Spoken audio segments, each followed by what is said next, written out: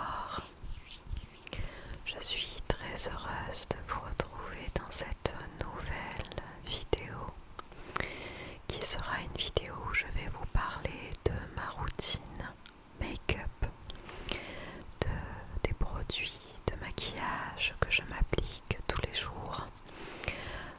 Je vous avais fait une vidéo assez récemment, mais il y a quand même un petit peu de temps, sur un unboxing de produits cosmétiques bio, de maquillage bio, et une vidéo que je vous avais faite bien avant sur aussi du maquillage bio que j'utilise maintenant depuis plusieurs mois.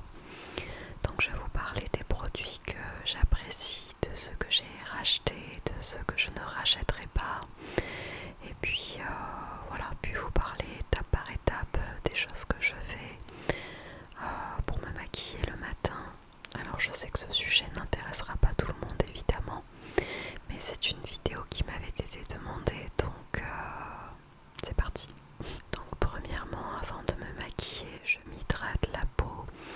En ce moment, comme il fait de plus en plus de soleil dehors, j'utilise principalement une crème solaire. Une crème solaire, moi j'ai choisi la marque Bioderma, laboratoire dermatologique Photoderme minéral fluide avec un indice 50+.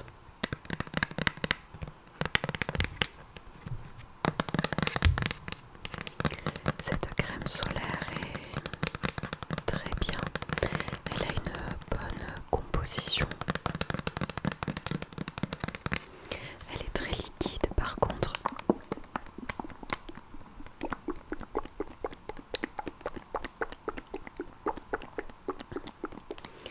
Il faut l'agiter avant de l'appliquer et il faut bien la faire fondre sur sa peau parce que je trouve qu'elle laisse un petit fini blanchâtre. Mais comme ensuite je viens me maquiller par-dessus, c'est pas vraiment embêtant. En tout cas, elle est très bien cette crème. Et ensuite, je viens hydrater ma peau après la crème solaire. Alors je ne sais pas si je fais les étapes dans le bon ordre, etc. Moi, je suis pas du tout une pro en cosmétique. Je fais ça parce que pour moi, ça me paraît logique, mais peut-être que je me trompe. Donc bon, tout n'est pas à prendre au pied de la lettre dans cette vidéo. Donc pour hydrater ma peau, j'utilise un combo de 2 crèmes hydratantes.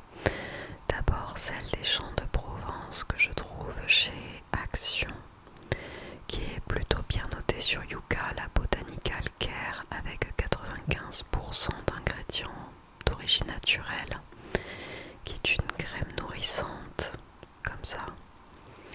Et je la complète avec la crème que j'ai récemment achetée de la marque So Bio, qui est la crème précieux argan, crème légère anti-âge.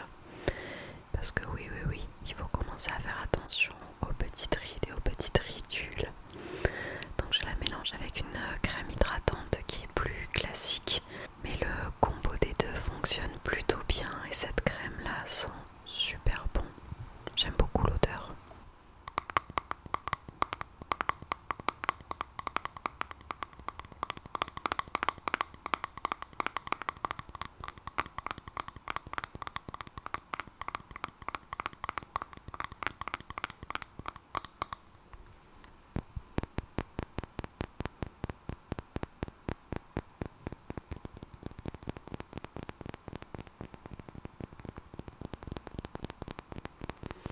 Donc c'est une crème à l'argan et aussi à l'acide hyaluronique.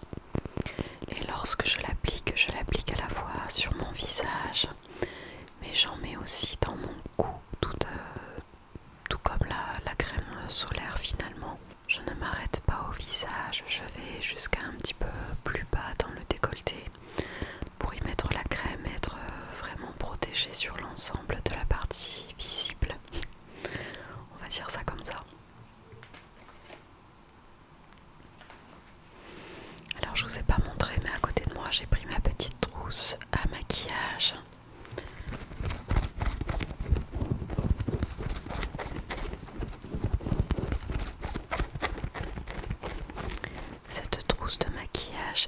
initialement une petite trousse où j'avais des produits de la marque Nux qui m'avaient été offerts par l'ADSEM qui travaille avec moi en classe.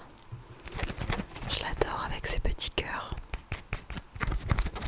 Donc je l'ai récupéré pour y mettre tout mon fouillis de maquillage.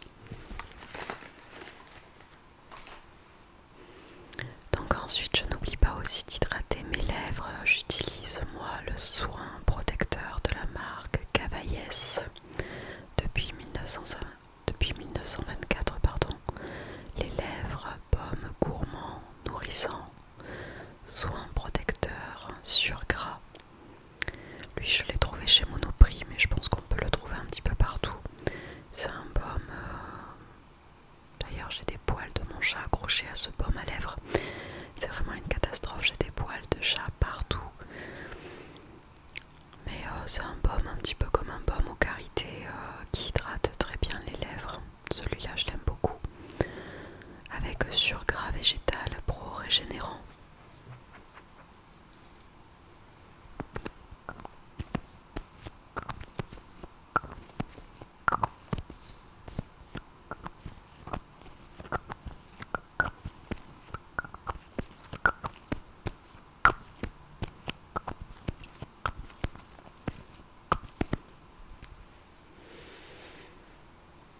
Ensuite, j'applique sur ma peau, alors j'en ai un ici. J'aimerais bien vous trouver le deuxième que j'utilise davantage. Alors, j'ai 2 crèmes solaires teintées de la marque des laboratoires de Biarritz avec un indice 50+ également pour bien protéger le visage contre les UVA et UVB. Donc haute protection. Et en fait cette crème solaire je l'utilise comme semi-fond de teint. On va dire que c'est une matière qui est quand même très très fluide mais qui est teintée et qui unifie le teint assez bien. Si on veut un rendu naturel c'est top. Donc j'ai 2 teintes, c'est une prévention anti-tache, le pouvoir des algues. J'ai la première teinte qui est la teinte ivoire, qui est celle qui me convient le mieux finalement. Mais dans le doute, comme je les avais commandées sur internet, j'ai pris la teinte numéro 2, beige, que j'utiliserai beaucoup plus cet été, l'été prochain, parce que la teinte est légèrement plus sombre que ma peau actuelle. Mais si je viens à prendre le soleil, je pense que celle-ci conviendra mieux.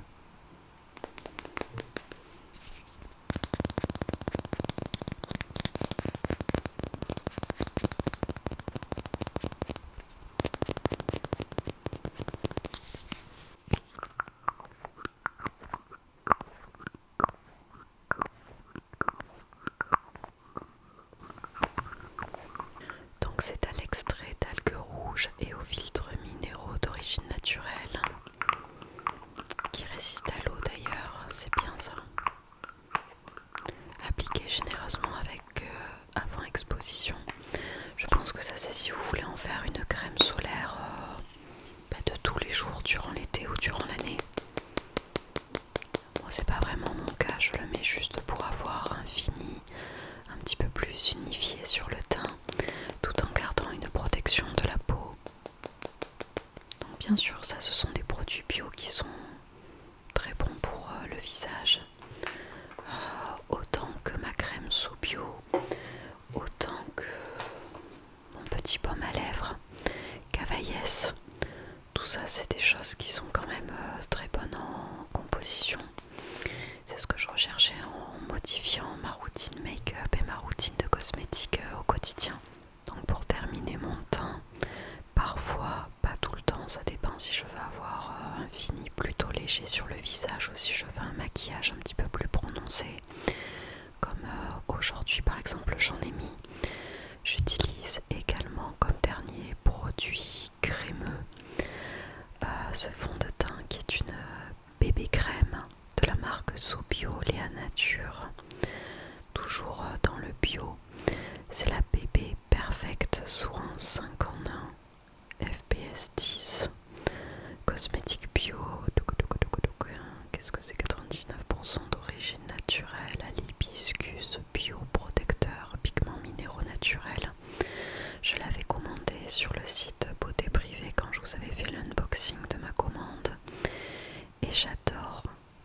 produit. Alors par contre, la couvrance est beaucoup plus importante que les petites crèmes teintées que je vous ai montrées juste avant. Donc ça ressemble finalement davantage à un fond de teint classique que j'applique d'abord au doigt et puis ensuite au pinceau. Je commence par en mettre surtout autour des yeux et puis après je viens le fondre sur le reste de mon visage, mais je ne maquille que très rarement mon front, le bas de mon visage pas trop non plus. Finalement je maxe sur le regard et le centre du visage et puis je fonds la matière pour que ça se fonde à la couleur de ma peau naturelle.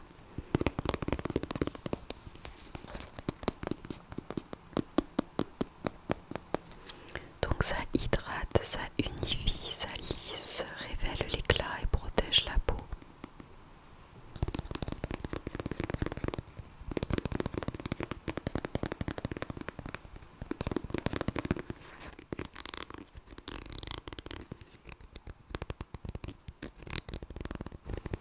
Donc j'ai la teinte numéro 20, la claire light qu'on voit ici.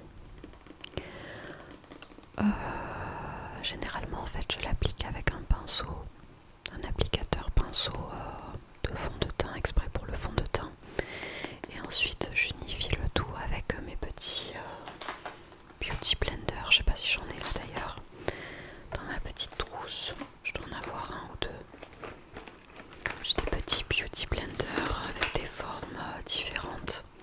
Là j'en ai un beige comme ça, donc ensuite je viens tapoter sur l'ensemble du visage pour bien fondre le crémeux, la matière crémeuse avec la peau. D'ailleurs j'en ai deux, est-ce que vous pensez que ça peut faire des sons?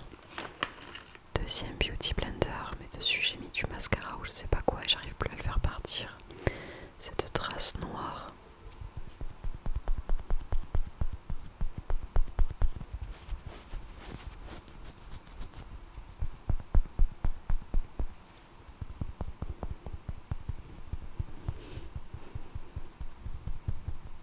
C'est pas très concluant. Et donc si vraiment il y a des choses qui me gênent sur le teint que je viens de faire, c'est très rare que je l'utilise, mais j'ai aussi ce correcteur qui a une forme de rouge à lèvres de la marque Beau Green. D'ailleurs il est pas très propre, il est un peu cracra. C'est la teinte numéro 1, mais vous voyez ça fait partie des articles que malheureusement je ne rachèterai pas parce que j'aime pas du tout la matière qui est pour moi un petit peu sèche, un petit peu rêche. Donc quand on le met ça fait des traces de correcteur, mais ça a une matière qui n'est pas assez crémeuse pour pouvoir la travailler correctement.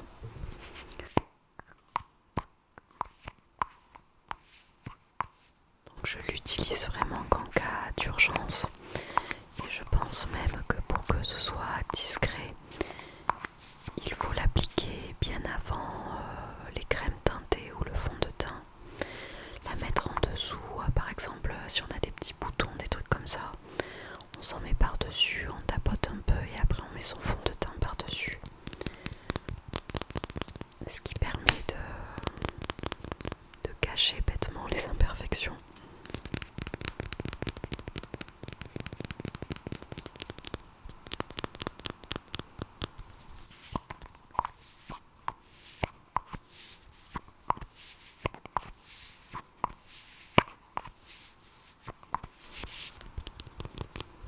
Donc j'ai la teinte numéro 1 qui s'appelle beige diaphane pour ce produit.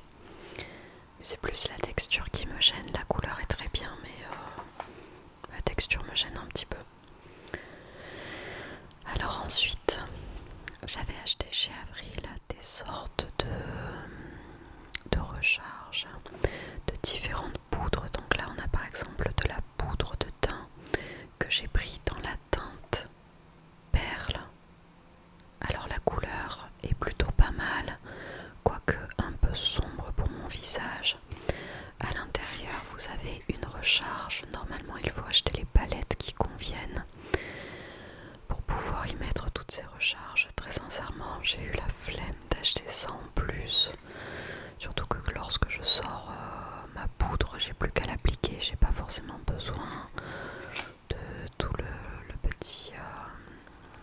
petit récipient qui réceptionne la recharge.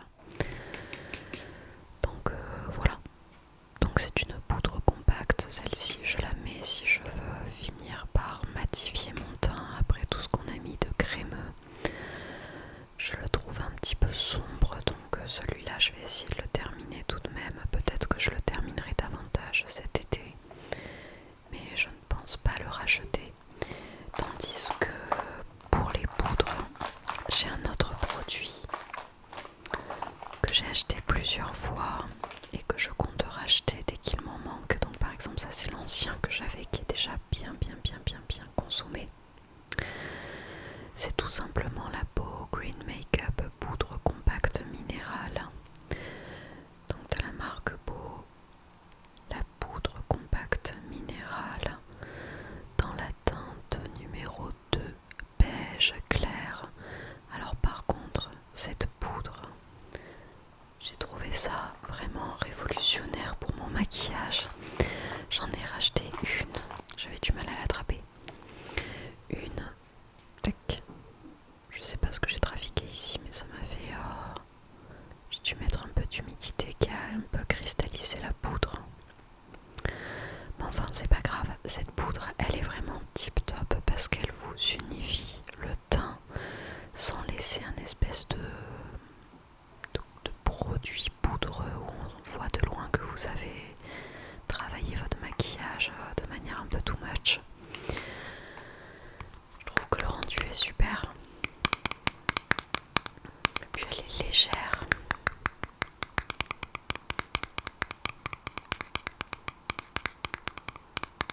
Et les pigments sont très matifiants et très pigmentés quoi. C'est un joli beige qui permet de finir le teint. Franchement, si je vous recommande une poudre, si j'ai à vous recommander une poudre, ça sera certainement celle-ci.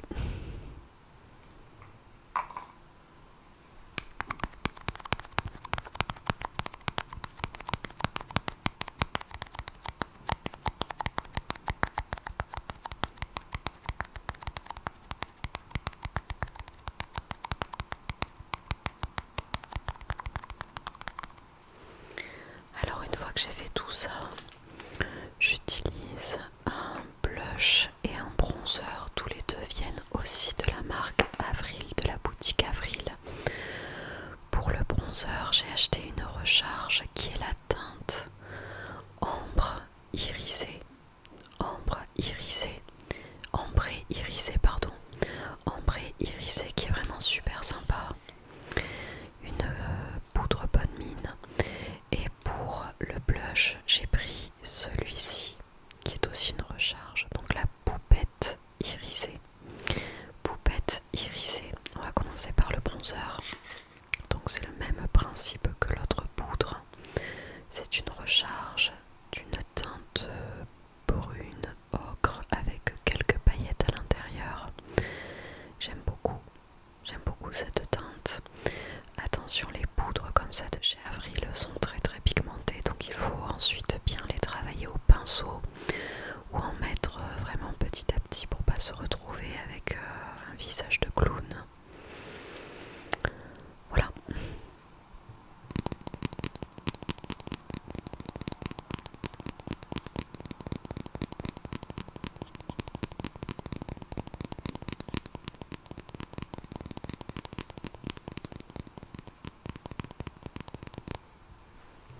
Donc le bronzer, j'en mets comme on dit depuis toujours, c'est-à-dire un petit peu ici.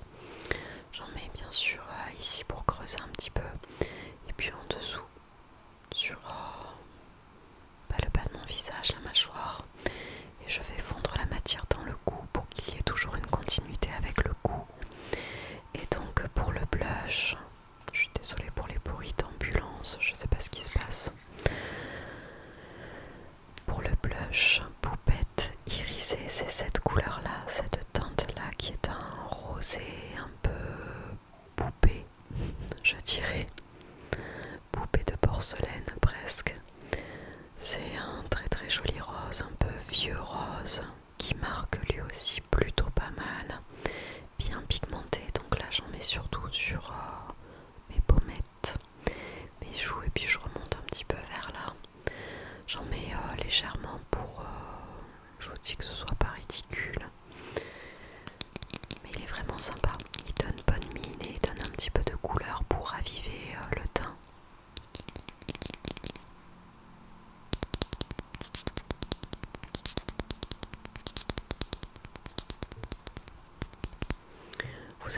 j'ai acheté beaucoup de produits Avril comme ça sous forme de recharge. Je n'ai pas acheté les palettes, les trucs qui vont avec parce que ça me fatigue un peu de racheter des choses par-dessus. Surtout que la recharge, je pense qu'elle me servira pendant très longtemps, donc j'ai pas besoin d'en racheter maintes et maintes fois. Mais si vous préférez avoir tout ensemble, je pense qu'il y a des palettes qui peuvent recueillir plusieurs ombres à paupières ou plusieurs poudres, bronzers, blush, etc. pour avoir tout regroupé au même endroit.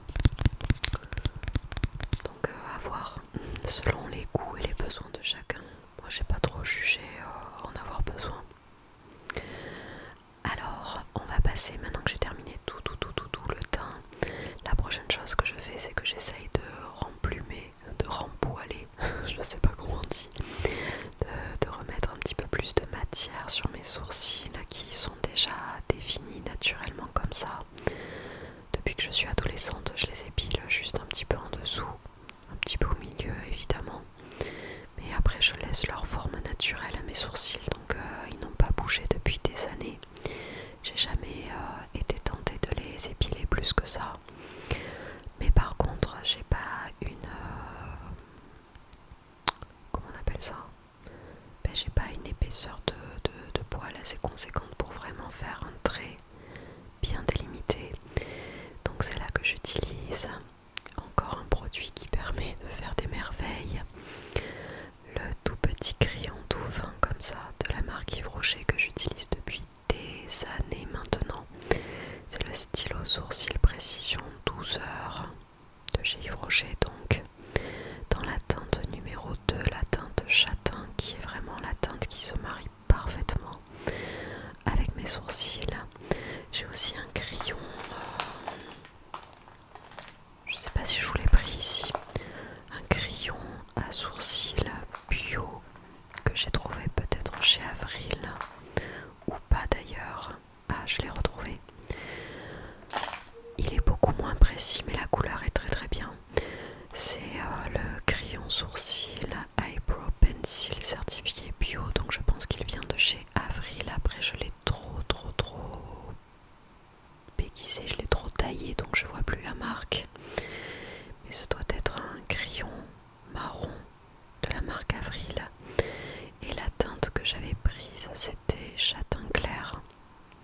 Le châtain clair de chez Avril.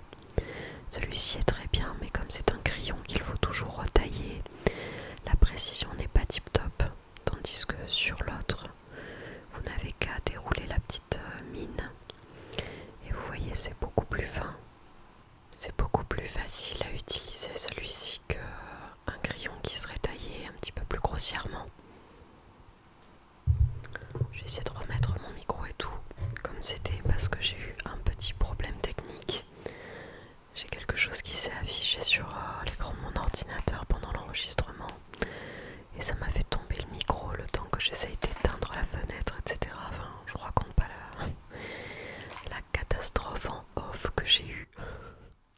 Donc on va continuer ensuite avec les yeux. Pour le maquillage des yeux, j'utilise tout simplement des ombres à paupières classiques qui viennent aussi de chez Avril. J'ai énormément de palettes d'ombre à paupières depuis que je suis adolescente. J'adore ça, donc j'en collectionne énormément. Mais toujours dans cette logique de partir sur du bio et du meilleur en composition, j'ai acheté plusieurs recharges d'ombre à paupières qui viennent toutes de chez Avril. La pigmentation de ces ombres à paupières est super sympa, donc j'en ai pris plusieurs parce que j'aime bien faire des dégradés sur mes yeux. Donc je commence par appliquer cette recharge là, ce fard à paupières de la couleur or byzantin irisé. Celui-là, je vais vous montrer à quoi il ressemble. Alors il est très creusé parce que comme je vous le dis, je l'utilise en permanence tous les jours.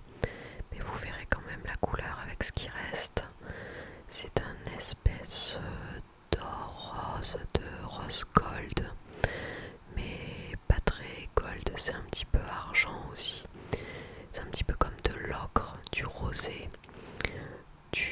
joyeux rose mais mélangé à des petites paillettes argentées qui sont vraiment très très fines, très très discrètes. Donc c'est une couleur qui est très lumineuse. J'ai hésité entre celle-ci et un doré jaunâtre plus classique. Finalement j'ai préféré prendre celle-ci, je ne regrette pas du tout. Mais je trouve qu'au fur et à mesure de la journée, la couleur ocre se fait de plus en plus présente. Ça tire même sur le orangé. Donc moi j'ai les yeux clairs, donc ça me dérange pas les couleurs orangées. J'en ai plusieurs dans mes palettes, je trouve que ça se marie plutôt bien. Mais quand c'est pas le résultat qu'on veut initialement, bon, faut se méfier un petit peu. Et donc ensuite, en fait l'espèce de rose gold, j'en mets sur toute la paupière et j'insiste un peu dans le coin interne de la paupière mobile. Et ensuite, j'utilise cette teinte-là, qui est la noisetine irisée. Toujours une recharge d'ombre à paupières, celle-ci est davantage marron, un petit peu plus noisette finalement, et un petit peu plus doré, mais ça se marie très très bien avec le rose gold juste avant.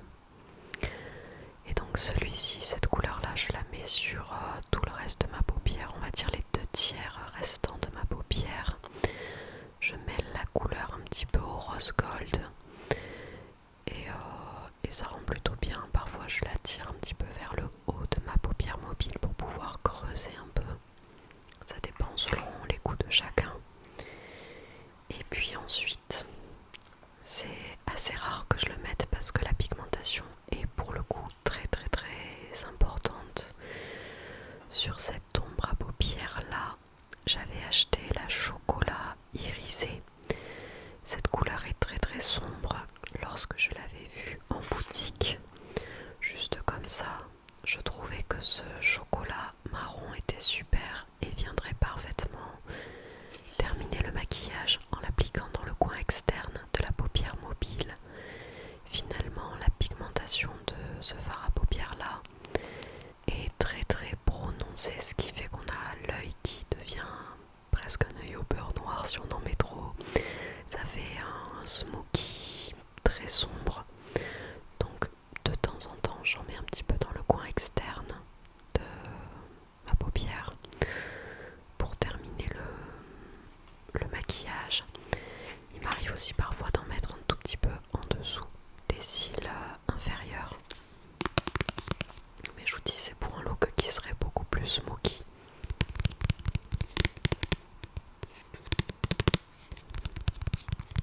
Ça dépend de ce que vous recherchez, si vous voulez un fini un petit peu naturel ou un maquillage un peu plus travaillé.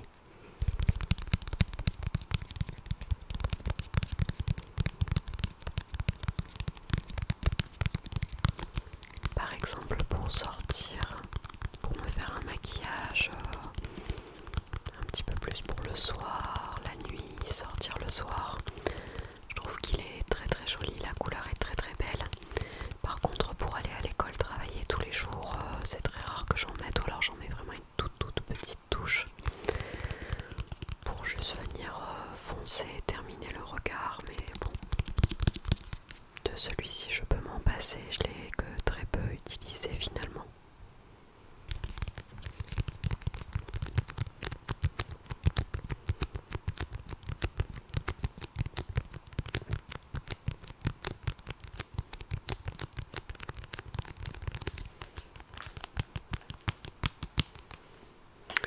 J'ai oublié de vous montrer, mais comme highlighter que je peux aussi bien utiliser sur le haut de mes pommettes, sur l'arête du nez, un petit peu au-dessus des lèvres si vraiment j'abuse un peu.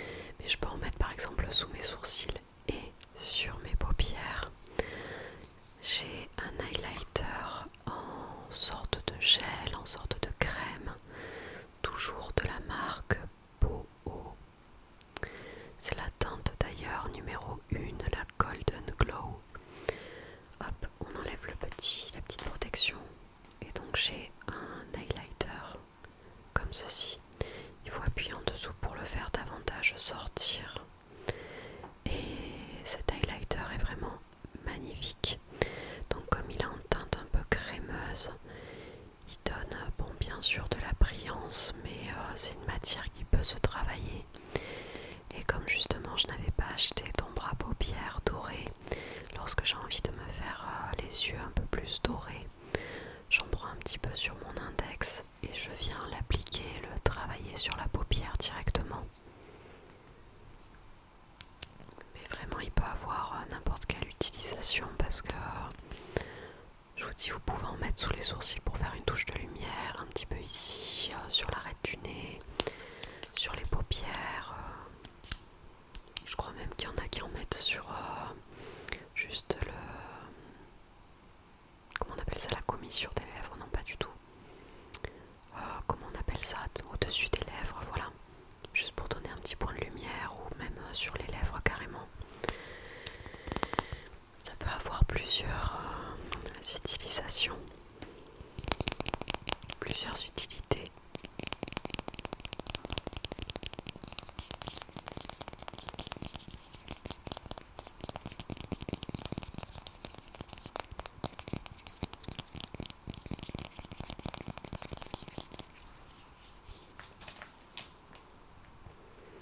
Pour terminer mes yeux, j'ai deux mascaras que j'utilise au quotidien.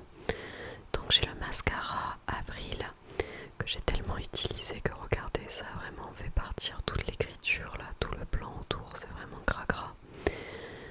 C'est tout simplement le mascara noir classique de chez Avril.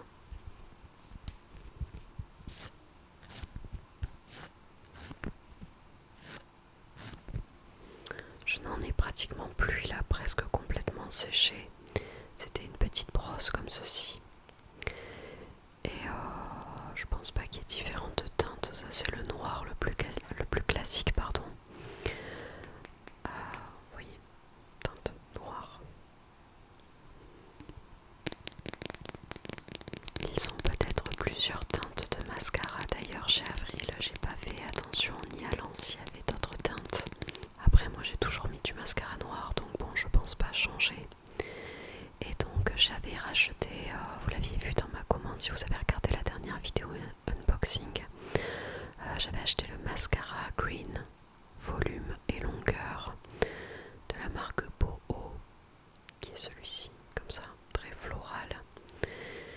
Et donc maintenant j'utilise celui-ci, mais je continue en le complétant avec celui d'Avril parce que bon, la brosse, j'aime beaucoup ce style de brosse, mais ça met mine de rien parfois les poils de la brosse dans l'œil. Alors après vous fermez l'œil et ça en met partout. Enfin, ça m'est arrivé plusieurs fois. Après c'est peut-être tout simplement parce que je ne suis pas douée pour l'appliquer.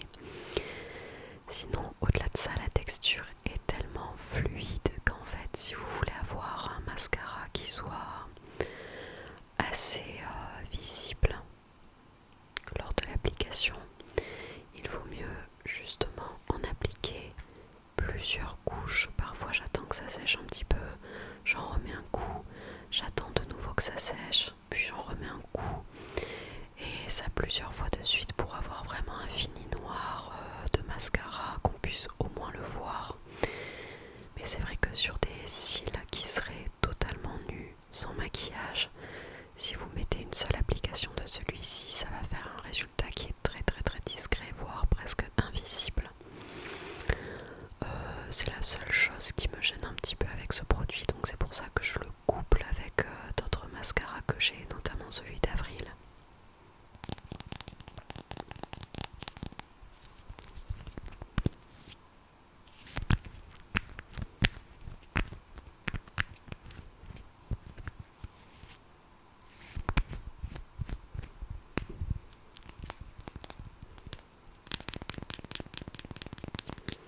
Donc c'est bien le volume et longueur, et la teinte c'est la numéro 1, noire.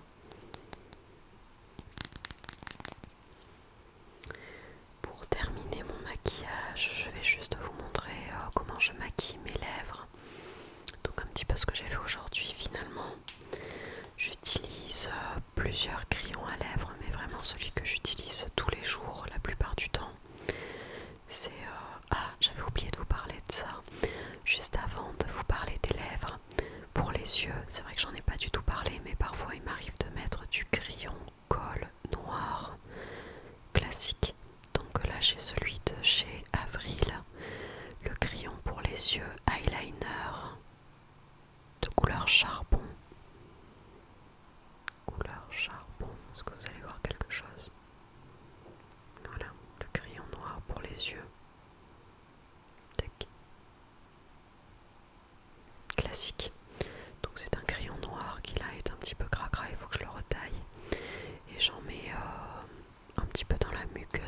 yeux, à l'intérieur de mes yeux, surtout en haut. Et parfois je trace un mini trait que je floute un petit peu pour faire toujours effet smoky mais assez discret. Et j'utilise uniquement ce crayon là pour le faire. Si je veux un petit peu plus de détails, on va dire, j'utilise généralement une ombre à paupières noire, très très noire, avec un pinceau biseauté, et je fais comme un trait de liner directement à la main. Sinon, pour revenir aux lèvres, le crayon que j'adore par-dessus tout, même si la composition ne doit pas être tip top, c'est le Kiko Milano. On voit plus rien non plus parce que je l'ai tellement utilisé que c'en est ridicule. C'est le Kiko Milano et la teinte c'est la numéro 33. Donc il est comme ceci. Vous voyez, c'est un espèce de vieux rose, beige, marronné. Truc un peu marron, rose, voilà. Je sais pas s'il a un nom, il a simplement un numéro, le numéro 33, qui est une couleur donc comme ceci. Donc qui est vraiment pratiquement la même couleur que mes lèvres naturellement. Donc ça permet tout simplement de les redéfinir. Je fais le contour de mes lèvres avec ce crayon là. Et ensuite je complète avec généralement un rouge à lèvres, le rouge à lèvres que j'ai acheté le plus récemment, qui était aussi présent dans ma commande de la marque Charlotte Bio. Le rouge à lèvres mat de chez Charlotte Bio dans la teinte, où est-ce que je peux vous voir ça?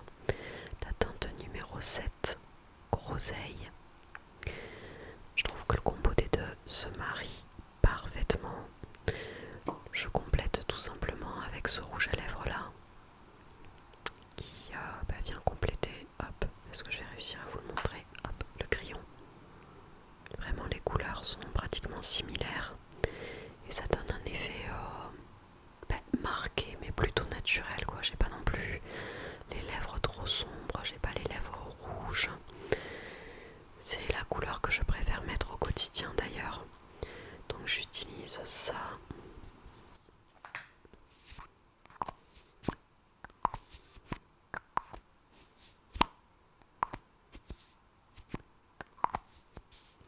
Parfois lorsque j'ai la flemme de mettre du rouge à lèvres pour ma journée, je colore entièrement mes lèvres au crayon à lèvres. Et avec mon baume à lèvres, par exemple le Cavaillès que je vous ai montré, j'en prends un petit peu sur mon index et je tapote sur les lèvres pour pouvoir fondre la matière, que ça fasse finalement comme un rouge à lèvres alors que c'est uniquement du crayon. Sinon je mets celui-ci. Et parfois, si j'ai envie de faire quelques petites folies, je peux mettre ceci qui m'avait été offert, c'est un gloss ou une huile à lèvres peut-être, je crois, oui, une huile lèvres certifiée bio de chez Avril. Alors ils appellent ça barbe à papa, je trouve que ça n'a absolument pas le goût de la barbe à papa, donc c'est peut-être tout simplement pour la couleur qui effectivement ressemble à la barbe à papa, entre un blanc rosé très très pâle, et donc c'est tout simplement un gloss que je rajoute parfois sur mes lèvres. Donc là j'en ai pas du tout mis, hein. C'est très rare que je le mette.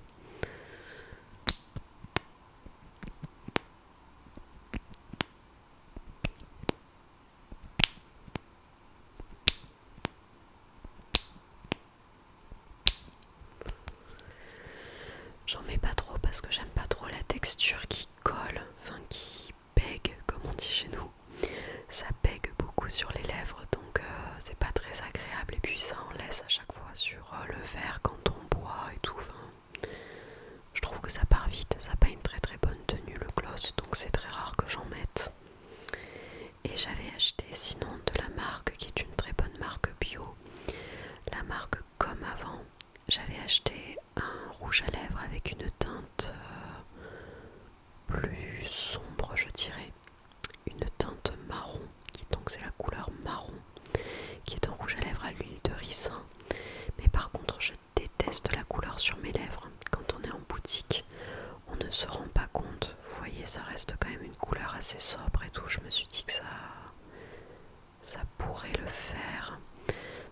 déjà il est extrêmement mat, on a vraiment les lèvres ultra mat après l'avoir appliqué, et ça a une teinte vraiment pour le coup très rouille, très ocre, presque orange, et ça me gênait d'avoir les lèvres orange, donc si je le mets, j'essaye de le mélanger à une autre couleur, sinon je m'abstiens et je le mets pas.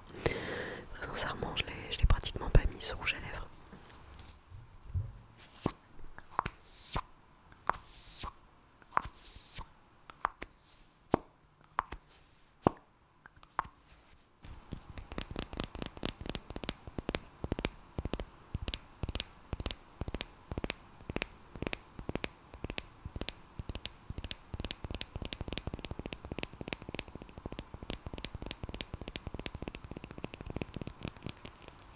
Donc voilà pour mes produits de maquillage, j'espère que la vidéo vous aura plu, qu'elle aura pu néanmoins vous détendre un peu, même si le sujet